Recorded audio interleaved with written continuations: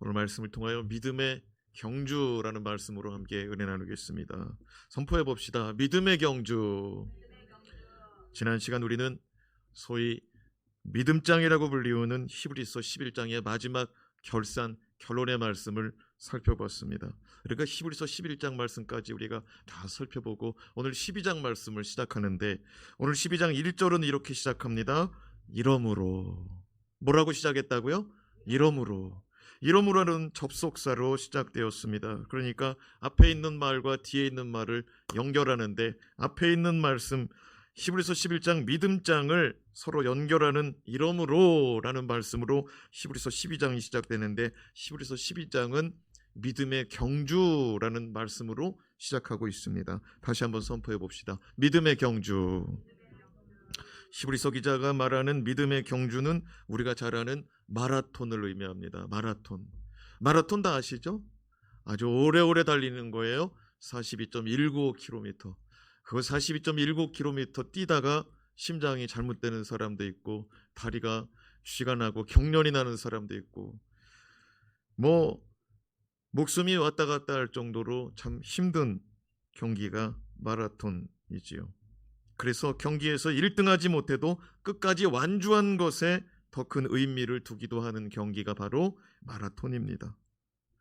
히브리서 기자는 우리의 신앙이, 우리 믿음의 삶이 마치 마라톤과 같다라고 역설하고 있습니다. 자, 그렇다면 우리가 결코 쉽지 않은 경기, 믿음의 경기를 완주하려면 어떻게 해야 될까요? 첫 번째, 우리를 둘러싸고 응원하는 이들이 있음을 기억해야 됩니다. 선포합시다. 우리를 둘러싸고 응원하고 있습니다. 응원하는 사람들이 있다는 거예요. 그래서 믿음의 경주, 믿음의 완주하라고 말씀합니다. 1절 말씀을 같이 읽어요. 시작. 이러므로 우리에게 구름같이 둘러싼 허다한 증인들이 있으니. 우리에게 둘러싼 사람들이 있는데 구름처럼 빽빽하게 둘러쌌다 이겁니다. 허다한 증인들이 있다라고 말씀합니다. 히브리서 11장 마지막 절 보면은 믿음의 증인들에 대한 얘기로 결산을 맺고 있죠. 그 믿음의 증인들은 참 많았습니다. 수많은 믿음의 선진들이 증거를 얻었다라고 기록하면서 히브리서 기자가 말하는 첫 믿음의 사람은 믿음으로 제사드린 아벨이었죠. 믿음으로 제사드린 아벨에서 시작하여 다윗과 사무엘의 이야기를 끝마치면서 다른 선지자들의 일을 일일이 말하면 시간이 부족하다라고 말씀하면서 양해를 구하더라고요. 그리고 히브리서에는 기록되지 않았지만 신약시대에 접어들어 스데반 집사를 비롯하여 12제자들과 수많은 믿음의 성도들이 우리보다 앞서서 믿음의 경주를 하다가 하나님 나라에 입성하여 지금은 시들지 아니하는 영광의 면류관을 얻고 믿음의 경주를 잘 마친 줄로 믿습니다. 그들은 이제 우리에게 힘을 내라고, 조금만 더 힘을 내라고, 얼마 남지 않아노라고 격려하고 있습니다. 지난 2002년 우리나라는 지금도 이루지 못한 일이죠. 월드컵 4강 신화. 지금도 이제 손흥민이가 나타나가지고 이번 경기가 어떻게 될지는 모르지만 지금도 4강에 오르는 거는 쉬운 일이 아니에요. 그런데 2002년에 우리나라가 월드컵 축구대회에서 4강 신화를 이룰 수 있었던 것은 우리나라 선수들의 기량이 그만큼 좋아진 것도 있지만, 그리고 홈그라운드의 이점도 있지만, 무엇보다도 대한민국을 외치는 응원, 대한민국 짜작짜작짜, 그것 때문에 우리나라가 4강에 오른 거죠. 그것 때문에. 아멘까지 나왔네. 하나님의 은혜죠. 별 볼 일 없는 나라가, 참 축구의 미개한 나라가 참 4강까지 올랐으니. 근데 정말 그것이 응원 때문이었다는 거예요. 응원 때문에. 참 응원하니까 사람들이 힘을 나고 초자연적인 힘이 나더라고요. 히브리서 기자가 말합니다. 우리를 위하여 둘러싼 수많은 응원단이 있으니까 힘을 내라고. 아벨은 믿음으로 하나님께 예배하며 섬기려다가 목숨을 잃었다. 에녹은 죄악된 시대에서 거룩하신 하나님과 동행하기 위해서 300년이나 하루같이 믿음으로 구별되이 살아가는 것을 즐거이 여겼다. 노아는 하나님의 말씀을 듣고 그 말씀을 믿음으로 방주를 지었는데 아무도 그 믿음에 동의하지 않아서, 아무도 그 말씀이 하나님께서 주신 말씀이라고 여기지 않아서 고독한 믿음의 경주를 할 수밖에 없었습니다. 모세도 애굽의 왕실의 삶을 뒤로하고 광야에서 40년을 고독하게 지냈습니다. 얼마나 고독하고 외로운 삶을 살았는지, 왕실에서 탁월한 선생님들의 수업을 받은 그가 뭐라고 말하냐면, 내 입이 뻣뻣하고 우둔하다, 내 혀가 우둔하다라고 말합니다. 여러분, 왕실 교육을 받았다는 건 뭐냐면 리더십 훈련도 받았기 때문에 웅변도 배운 거예요. 웅변도. 여러분, 사람들에게 웅변하는 말을 배우고 애굽에서 가장 똑똑한 선생이 왕실에 있을 거 아닙니까? 그 똑똑한 선생과 그 선생님 밑에서 여러 책을 읽어가면서 가르침을 받았던 그가 광야에서 하나님의 부름 받을 때 뭐라고 말하냐면, 내 입이 뻣뻣하고 혀가 둔하다. 학자들은 모세가 미디안 광야에서 40년 동안 외롭게 소와 양을 치던 삶으로 인하여 애굽어를 잊어버렸을 것이다 라고 말합니다. 모세는 우리에게 말할 것입니다. 나도 외로웠고 나도 힘겨울 때가 있었노라. 그러면서 우리에게 힘을 내라고, 응원할 것이라고 히브리서 기자가 가르쳐 줍니다. 모세는 이스라엘 백성 200몇 명 가운데 내게 힘을 주는 이가 거의 없었노라. 그러나 주님이 우리와 함께 하시니 힘을 내라고 모세는 우리에게 격려할 것입니다. 또한 이 밖에도 구름같이 둘러싼 허다한 이들이 우리를 응원하고 있으니 히브리서 기자는 우리에게 힘을 내라고 말씀합니다. 그래서 믿음의 경기, 마라톤, 믿음의 신앙의 마라톤에서 끝까지 완주하라고 격려하고 있습니다. 둘째로 믿음의 경주에 최적화된 상태를 유지하라고 말씀합니다. 선포합시다. 최적화된 상태. 요즘 스마트폰을요, 이렇게 청소하는 버튼, 청소하는 기능이 있잖아요. 그걸 누르면은 막 동그라미가 지나가면서 뭐 휴지통에다가 뭘 막 넣는다고 막 그렇게 하잖아요. 그렇게 하고 딱 끝나면 뭐라 그러면 최적화된 상태입니다 라고 딱 떠요. 휴대폰 제일 잘 돌아가게 만들어 놓은 상태라 이거예요. 그러니까 휴대폰도 찌꺼기가 있으면 찌꺼기를 막 지우더라고. 쓸데없는 에너지가 소비되는 어플이 있으면 어플리케이션 다 전원을 끄더라고. 그렇게 하고 핸드폰이 작동되는데 최적화된 상태로 딱 만들어 놓더라고요. 히브리서 기자가 말하는 것입니다. 믿음의 경기에 최적화된 상태를 만들어라. 쓸데없는 에너지 다 끊어버려라.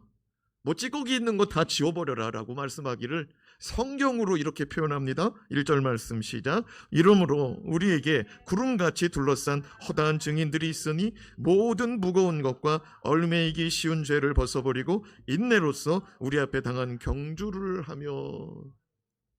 그러니까 뭐 찌꺼기 지워라, 뭐 배터리 다는 뭐 어플리케이션 다 이거 전원 차단해라 이렇게 말하지는 않지만은 오늘 말씀에 보니까 세 가지를 말씀하는데, 첫째는 믿음의 경주를 완주하려면 모든 무거운 것과 얽매이기 쉬운 죄를 벗어버려라 라고 말하더라고요. 선포합시다. 벗어버려라. 두 가지를 벗어버려야 되는데, 첫째가 뭐예요? 모든 무거운 것. 생각해봐요. 마라톤이라고 그랬잖아요. 마라톤 선수가 배낭을 메고 간다고 생각해봐요. 배낭을 메고 간다고 생각해봐. 그걸 42.19km를 뛴다고 생각해봐요. 그 사람 순위 안에 들기 굉장히 어려울 거예요. 그냥 맨몸으로 달려도 그거 뭐 1등하고 뭐 순위 안에 들어가는 것을 떠나서 완주하기조차 힘든 게 42.19잖아요. 근데 거기다 무거운 짐을 지고 막 뛴다고 해봐요. 오늘 히브리서 기자는 말합니다. 세상의 영적 컨디션을 위해서 무거운 짐은 벗어버려라. 배낭 메고 있으면 배낭 벗어버려라. 할렐루야. 주님도 이와 같은 말씀하셨죠. 수고하고 무거운 짐진 자들아 다 내게로 오너라. 내가 너희를 편히 쉬게 하리라. 할렐루야. 무슨 말이에요? 무거운 짐 짊어진 자마다 내 앞에 내려놓으라 이거예요.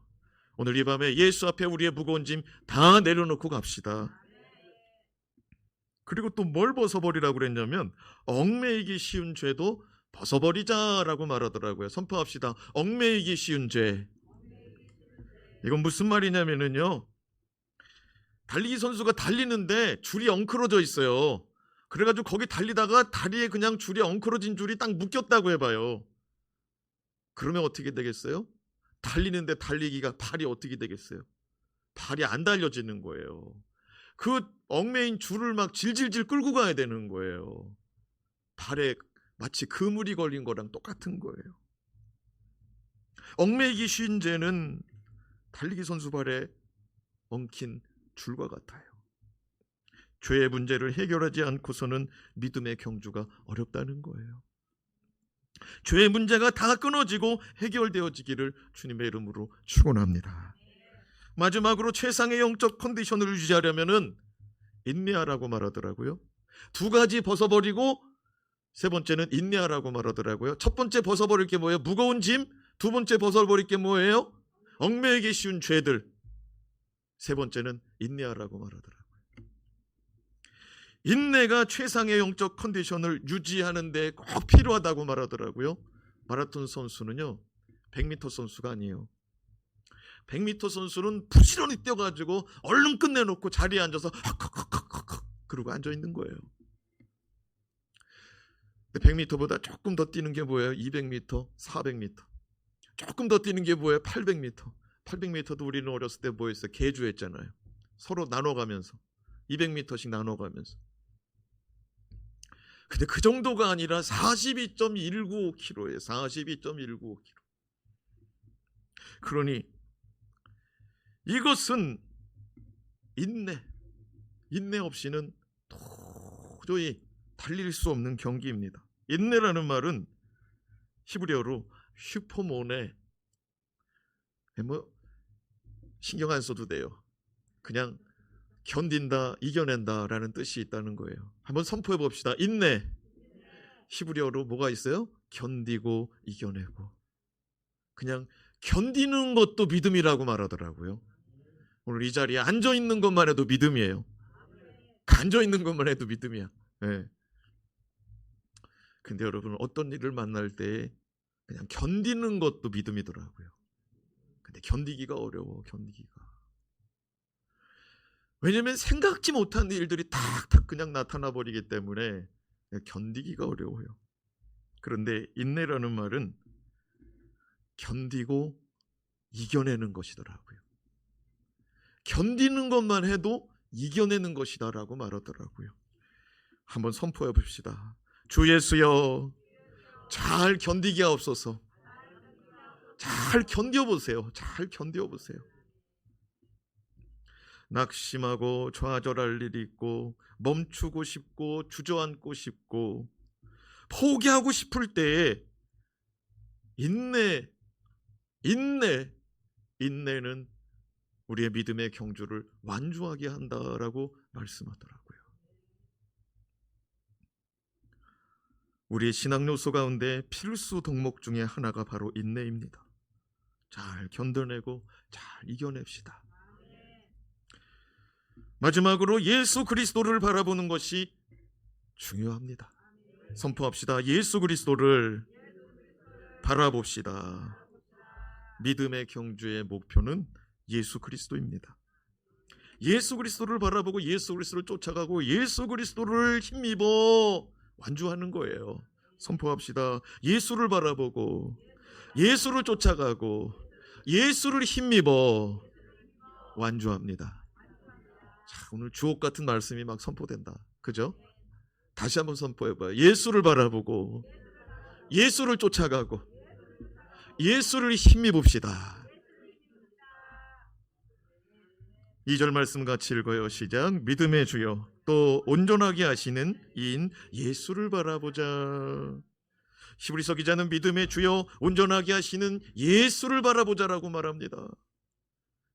한번 선포해 볼까요? 믿음의 주여 온전하게 하시는 이 예수를 바라보자. 이 말씀은요, 히브리어 원문으로 들여다봐야 더 은혜가 있더라고요. 히브리어 성경으로 들여다보니까 믿음의 주라고 말할 때 주자가 우리가 아는 주인 주자, 예수는 나의 주인입니다라는 뜻이 아니라 믿음의 주라고 말할 때 이 주가 헬라어로 아르케고스라는 말이에요. 아르케고스. 이것도 그냥 신경 쓰지 마요. 그냥 무슨 뜻이냐면은 믿음의 주라고 했을 때 이 주라는 말이 헬라어로는 처음, 시작, 창시자라는 뜻이 있다는 거예요. 그러니까 믿음의 창시자는 누구예요? 그냥 이렇게 저기다 그냥 글씨만 써놨는데 저거 보면은 저거를 이제 나중에는 치워버려야겠다. 저것 때문에 그런가 정신이 딴 데 가는 것 같아요. 다시 한번 올려봐요. 믿음의 주라고 말했을 때 저 주가 우리가 알고 있는 주인 주자 한자로 로드라고 말하는 그 주인 주자가 아니라 저것은 헬라어로 아르케고스, 처음, 시작, 출발, 창시자 이런 뜻이 있다는 거예요. 그러니까 믿음의 출발은 누구? 예수. 믿음의 시작은 누구? 믿음의 출발자는 누구? 사랑하는 여러분, 믿음이 어디서부터 시작됐느냐? 예수로부터 시작됐다고 말씀하는 거예요. 내가 믿은 것 같지만 내가 믿은 게 아니라고 말하는 겁니다. 우리 주님이 믿음이 첫 시작자예요. 하나님이 말씀하실 때 하나님 아버지가 빛이 있으라, 하나님이 빛을 말씀하시고 빛을 창조할 때 예수는 그 빛이 임할 줄로 믿은 줄로 믿습니다. 그 빛이 임할 줄로 믿고 예수님이 그 빛을 창조한 거예요. 그래서 요한복음 1장에 창조자 예수를 빛이라고 말씀하는 거예요. 그리고 믿음의 주요 예수는 또 뭐라고 그랬죠? 온전하게 하시는 이라고 말했어요. 온전하게 하신다. 온전하게 하시는 이는 헬라어로 텔레오테스. 온전케 하시는 이는 헬라어로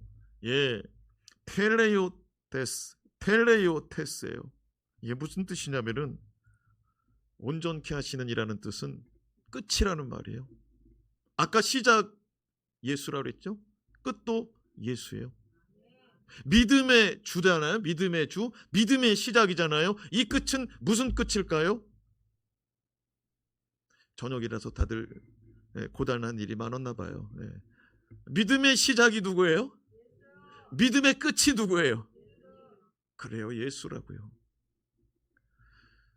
믿음의 주요, 믿음의 온전케 하시는 이는, 온전하게 한다는 말은 끝이라는 말이라는 뜻이에요. 그리고 완성이라는 뜻을 가지고 있고, 또 한번 띄워봐요. 완성시키는 자라는 뜻을 가지고 있다는 거예요. 그러니까 아까 예수가 출발자요, 예수가 시작자요, 예수가 창시자라고 말했잖아요. 온전케 하신다는 건 뭐냐면은 끝인데 그 끝을 도달하게 하는 이가 예수라는 거예요. 우리가 믿음으로 시작할 때 누구의 믿음으로 시작하냐면 예수의 믿음으로 시작하는 거예요. 우리가 생각합니다. 내가 예수 믿었다고요? 아니요. 오늘 말씀해 보니까 믿음의 시작은 누구예요? 예수. 믿음의 창시자는 누구예요? 예수. 그 믿음을 온전하게 하시는 이가 누구래요? 예수라고 말하고 있습니다. 그러니까 우리에게 믿음을 주신 거, 하나님 아버지를 아버지라고 부를 수 있는 거 예수께서 허락하여 주신 줄로 믿습니다. 우리가 성경을 읽고 성경을 깨닫는 거 믿음으로 깨달아지는 거예요. 그런데 그거 믿음으로 깨달아지는 게 내 힘으로 안 돼요. 내가 어떤 사람 알죠? 다른 성경 말씀 다 이해가 되는데 부활은 안 믿어진대. 그러니까 이해가 되는 거지 믿어지진 않는 거예요. 사랑하는 여러분, 그 믿음조차도 우리 주님이 주신다고 하니 오늘 이렇게 고백해 봅시다. 주 예수여, 내게 믿음을 주시옵소서. 아멘. 성경의 말씀들이 깨달아지고 성경의 말씀들이 이해가 되고 성경의 말씀들이 받아들여지는 은혜가 임하게 하여 주시옵소서. 히브리서 기자가 말합니다. 믿음의 주요, 또 온전하게 하시는 이를 바라보자. 그는 예수다라고 가르쳐주고 있습니다. 그 믿음에 경주할 때는 누구 바라보라고요? 예수 바라보라고요. 믿음의 경주할 때 예수 바라보라고요. 믿음의 주에 온전하게 하시는 예수신데 그가 믿음의 시작이요 믿음의 출발이요 믿음의 끝도 예수시니 믿음의 도착지, 믿음의 꼬린 지점까지 걸어갈 때, 달려갈 때 예수 그리스도께서 우리의 믿음을 온전하게 하시니 영어 성경에는 퍼펙트, 예수 그리스도께서 우리를 온전하게 완전하게 이끌어내시는 때가 있다. 그가 우리를 이끌어내시는 이시다라고 말씀하고 있으니 우리가 예수로 말미암아 힘을 얻고 예수 그리스도를 바라봄으로 믿음의 완주할 수 있기를 주님의 이름으로 축원합니다. 우리가 소유한 믿음은 내 믿음이 아닙니다. 주님이 우리 안에 성령의 감동 가운데 믿음 주셔서 믿음이 시초된 거예요. 그리고 지금 믿음 생활하는 것도 예수 그리스도께서 지금 온전하게 하시는 이 시기 때문에 온전하도록 그냥 이끌어가고 있는 거예요. 근데 때로는 믿음의 길에서 그냥 주저앉을 때가 있어요, 없어요? 마라톤 선수들이 다 완주하던가요? 가다가 어떤 선수는 철떡 주저앉아요. 힘들어서 못 가겠다는 거예요. 사랑하는 여러분, 믿음의 경주했죠. 가다 보면은 주저앉을 일도 많죠. 뒤로 물러나고 싶은 일도 많고 힘이 빠지는 일도 많고 참 힘든 일도 많고 생각지 못한 난관 때문에 참 어려울 때가 많죠. 그런데 히브리서 기자가 말하는 게 뭐라고 말하냐면 예수 바라보래요. 예수 바라보래요. 예수 쫓아가래요. 예수로 힘입으래요. 그게 믿음이래요. 믿음의 완주의 비결이래요. 사람 쳐다보고 가다가 주저앉죠. 예수 말씀 쳐다봐야 되는데 또 주저앉죠. 그래서 히브리서 기자가 말하는 거예요. 예수를 바라보자고. 그가 믿음의 시작이라는 거예요. 그가 믿음의 도착점이라는 거예요. 그가 믿음을 온전하게 하시는 이라고 말씀합니다. 히브리서 기자는 예수님께서도 앞에 있는 기쁨을 위하여 십자가의 모진 고난과 고통을 참아내셨고 십자가의 부끄러움도 개의치 아니하셨으니 우리도 예수님처럼 앞에 있는 기쁨을 쫓아가자고 말씀합니다. 2절 말씀을 같이 읽어요. 시작.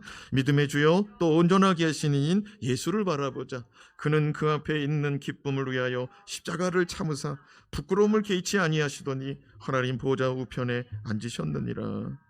예수님께서 사모하고 예수님께서 바라본 앞에 있는 기쁨은 무엇인가? 하나님 보좌 우편에 앉는 기쁨이에요. 하나님 보좌 우편에 앉는 것을 기쁨으로, 앞에 있는 기쁨으로 여기더라고요. 선포해 봅시다. 하나님의 보좌 우편. 저와 여러분 이것이 기쁨이 되고 있는지 모르겠습니다. 하나님의 보좌 우편에 앉는 것을 앞에 있는 기쁨으로 여긴다. 이건 무슨 말이냐면요, 예수님 하나님 아버지 아들이니까, 독생자 외아들이니까 아버지 옆에 앉는 거 당연하죠. 근데 예수님이 이 땅에 오실 때는 죄짐을 짊어지는 어린 양으로 왔어요. 그러니까 그 사명을 감당할 때에는 못 서는 거예요.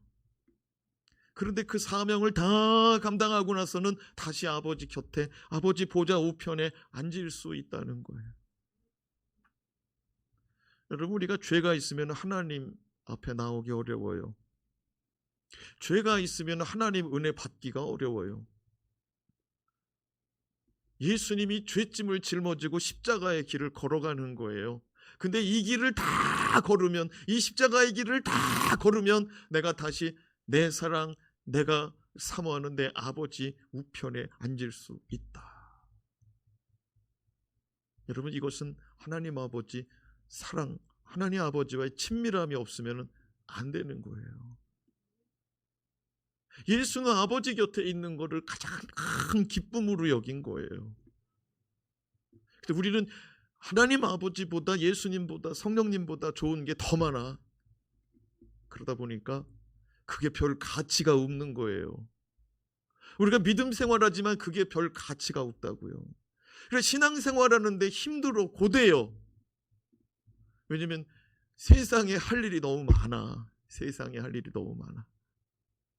그래서요, 그리스도인들은요, 믿음의 출발이 예수로 시작하지 않으면은요, 예수 종점에 도달하기가 어려워요. 그럼 뭐 사명자들도 마찬가지예요. 주의 종들도 예수로 시작해서 예수로 쫓아가고 예수를 힘입어서 예수로 도착해야 돼요.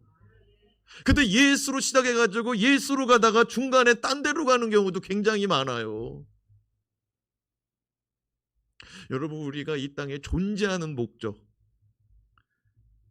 한 20년 전에 굉장히 유행했던 책이죠. 목적이 이끄는 삶. 여기 1층에 가면은 그 책이 있어요. 꼭 읽어보세요. 그 목적이 이끄는 삶이 뭐냐면은 사는 목적이 뭐냐는 거예요. 사는 목적이 예수로 살으라 이거예요. 사도 바울이 말하는 것처럼 살아도 주를 위하여, 죽어도 주를 위하여. 할렐루야.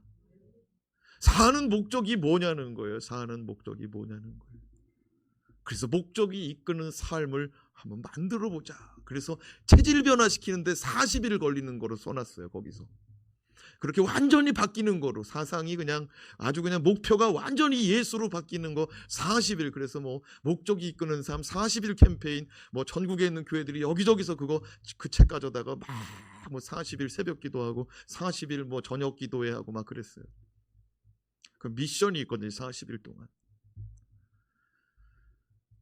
여러분, 예수로 목적을 바꾸는, 예수로 인생의 목적지 도착점으로 바꾸는 저와 여러분 삼읍시다.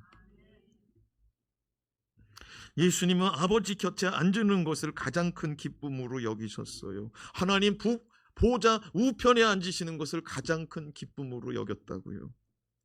그리스도인이라고 말할 때 그리스도인을 닮아가는 거, 그리스도인을 쫓아가는 거, 그리스도를 쫓아가는 거, 그리스도를 위해서 살아가는 사람들을 그리스도인이라고 말해요. 사도 바울은 고린도후서 11장 24절에서 28절에 이와 같이 말씀합니다. 유대인들에게 40에 하나 감암매를 5번 맞았으며.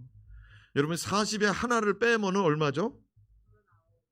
예, 오늘 유영아 사모 하나만 이렇게 밥을 먹고 온 것 같아. 예. 40에 하나 빼면 얼마라고요?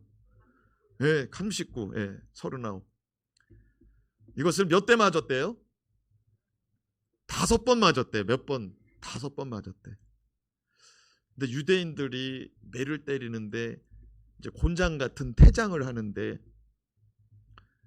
40번 때리면은요, 매를 40대를 때리면은 거의가 죽을 확률이 높대요. 근데 한 대 빼고 39대를 때리면은 살 가능성도 굉장히 크대요. 그러니까 죽느냐 사느냐의 기로가 40대에 있대요. 그러니까 39대를 맞아도 죽을 수가 있어. 근데 죽을 수도 있지만 살 수도 있는 매가 39대래요. 그래서 유대인들이 사울을 죽였다는 오명을 안 쓰려고 40에 하나 감암매를 때리는데 나눠가지고 5번이나 때렸대요. 그러니까 이 사람이 매 맞고 나면은 그냥 정신 못 차릴 정도로 그냥 아주 그냥 괴로운 지경에 이르렀던 거죠. 또 25번에 3번 태장으로 맞고, 1번 돌로 맞고, 3번 파선하고 일주야를 깊은 바다에서 지냈으며. 자, 보세요. 3번 태장으로 맞고, 또 1번은 돌로 맞고, 3번은 배 타고 가는데 배가 다 부서져가지고 깨져가지고 가라앉아가지고 일주야, 밤낮으로 일주일 동안 깊은 바다에서 지냈다. 그러니까 배가 난파돼가지고 둥둥 떠있는 나무 조각 붙잡고서 며칠을 버텼대요? 일주일을 밤낮으로 버텼대요. 얼마나 무서웠을까요? 낮에는 뜨겁고 밤에는 춥고 차고 물도 없죠. 26절, 여러 번 여행하면서 강의 위험과, 강이 뭐예요? 강물에 쓸려갔다 이 말이에요. 물 건너가다가, 강물 건너가다가.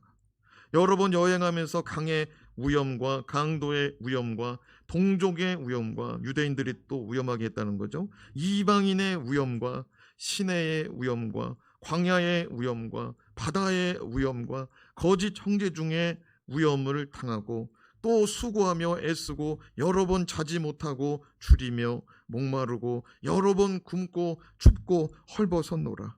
이외의 일은 고사하고 아직도 날마다 내 속에 눌리는 일이 있으니 곧 모든 교회를 위하여 염려하는 것이라. 그러니까 무슨 말이냐면 사도 바울은 지금 가슴을 그냥 쿡 눌러놓은 것 같이 그냥 자기 어깨를 그냥 쿡 눌러놓은 것 같은 일이 있는데 교회 걱정하는. 그래, 교회 걱정한다는 게 뭐예요? 사도 바울이 교회를 그냥 건축을 그냥 한 20개 정도 하고 그냥 순교했죠? 사도 바울은 교회를 건축한 역사가 없어요. 교회를 개척하기는 했어도. 그러니까 교회를 개척했다는 건 뭐냐면 사람들을 예수 믿게 만들어 놨다 이거예요. 예수님 시대, 바울 시대에는 십자가 걸어놓는 교회가 건물이 없었어요. 그러니까 모든 교회를 위하여 염려한다는 것은 성도들, 갈라디아 교회들은 자유에 빠져가지고 방종하고 있지. 고린도 교회는 그냥 음란과 또 그냥 술 취함과 그냥 그냥 은사는 다 받았는데 맨날 싸우고 있지. 빌립보 교회는 그냥 지금 믿음이 있는데 그냥 기쁨을 잊어버리게 됐지. 그러니까 막 믿는데 왜 기쁨이 없냐? 왜 이렇게 우울하냐? 그냥 기뻐하라. 막. 교회들마다 그냥 바울은 그냥 걱정이 많은 거죠. 그런데 바울은 이 모든 일들, 어마어마한 위험과 고난과 고통 속에서도 왜 이 일들을 감수하고 왜 이 일들을 끝까지 놓지를 않았는가? 빌립보서 3장 14절 말씀 같이 읽어봐요. 시작. 표대를 향하여 그리스도 예수 안에서 하나님이 위에서 부르신 부름의 상을 위하여 달려가노라. 어떻게 간다고요? 달려간대요. 달려간대. 그러니까 사도 바울도 믿음의 경주, 믿음의 마라톤을 하고 있다, 안 하고 있다? 하고 있다. 그러니까 믿음의 마라톤, 사도 바울이 신앙생활을 한 것이 단거리로 했습니까? 중거리로 했습니까? 장거리로 했습니까? 마라톤으로 했습니까? 마라톤으로 했어요. 100m 달리기 하고 나서 헉헉거리고 다 뛰었다? 아니요. 200m 달리고 나서 다 뛰었다? 헉헉헉? 아니요. 우리 신앙생활 하다 보면 나 2년 열심히 했거든요. 나 10년 열심히 했거든요. 나 20년 열심히 했거든요. 그게 아니라 우리는 마라톤 선수래요. 예수 그리스도로 시작하여 예수 그리스도로 끝나는 믿음의 선수래요. 그러면 사도 바울이 빌립보서 3장 14절 말씀에 뭐라고 그래요? 표대를 향하여. 이건 목표 지점을 말하는 거예요. 표대를 향하여 예수 그리스도 안에서 달려가고 있다는 거예요. 그가 세운 표대는 예수 그리스도인 줄로 믿습니다. 그런데 그가 달려가는 이유가 뭐냐? 그 표대에 꼬링하는 순간 나는 부름의 상을 받을 줄로 믿는다 이거예요. 주님이 나를 사도로 불렀으니까 난 사도의 사명을 다 감당하는 날 난 상 받는다. 할렐루야. 그러고 달린다는 거예요. 히브리서 기자는 우리에게 말씀합니다. 무거운 짐이 우리에게 들려질 수 있다는 거예요. 얽매이기 쉬운 죄들이 우리를 얽어맬 수 있다는 거예요. 영적으로 최상의 컨디션을 유지하라는 거예요. 그런데 그게 쉽지가 않아요. 오늘 이 시간 예수 앞에 다 내어 맡기고 가는 밤이 되었으면 좋겠습니다. 그래서 오늘 이 밤에요, 내 모든 시험 무거운 짐을 찬송을 불렀으면 좋겠어요. 내 모든 시험 무거운 짐 가사를 한번 부릅니다. 내 모든 시험 무거운 짐을 주 예수 앞에 아뢰이면 근심에 쌓인 날 돌아보사 내 근심 모두 맡으시네. 누가 맡으실까요? 예수가 맡으시는 거예요. 예수가 맡으시는 거예요. 무거운 짐을 나 홀로 지고 견디다 못해 쓰러질 때 불쌍히 여겨 구원해 주리 은혜의 주님 예수